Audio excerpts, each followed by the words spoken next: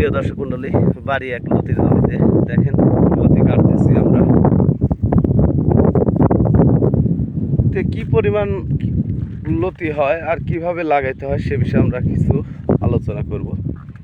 প্রত্যেকটি গাছে দেখেন কি সুন্দর লতি বের হয়েছে। প্রতিটি গাছেই দেখেন আমরা লতি কাটতেছি।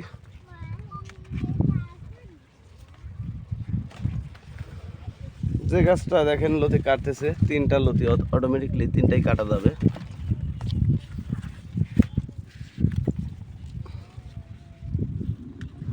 লতির সাইজগুলি দেখেন, 1 হাত 1.5 হাত করে প্রত্যেকটি কচু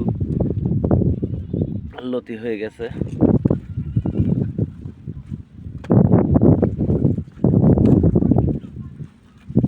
এই সাইডে একটি লতি দেখেন, এটাও কাটা যাবে আজকে।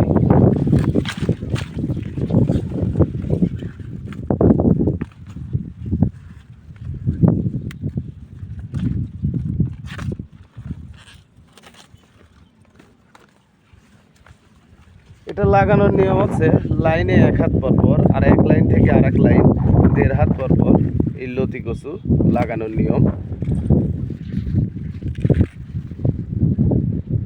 1 বিঘা জমি থেকে প্রতি সপ্তাহে দেখা যায় 5 মণ 6 মণ 7 মণ করে লতি উৎপাদন করা যায়।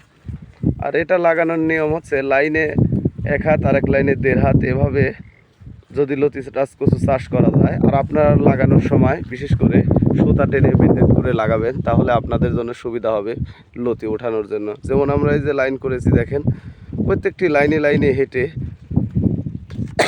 আমরা লতি কাটতে পারি। তে আমরা এই লতি কচুর চারা সেল দিয়ে থাকি। আপনারা যদি আমাদের কাছ থেকে চারা নিতে চান তাহলে আমাদের সাথে অবশ্যই যোগাযোগ করতে পারেন। আমরা নিয়মিত বাংলাদেশের প্রতিটি জেলায় এই লতিরাজ কচুর চারা সেল দিয়ে থাকি। ভালো থাকবেন, সুস্থ থাকবেন। আসসালামু আলাইকুম।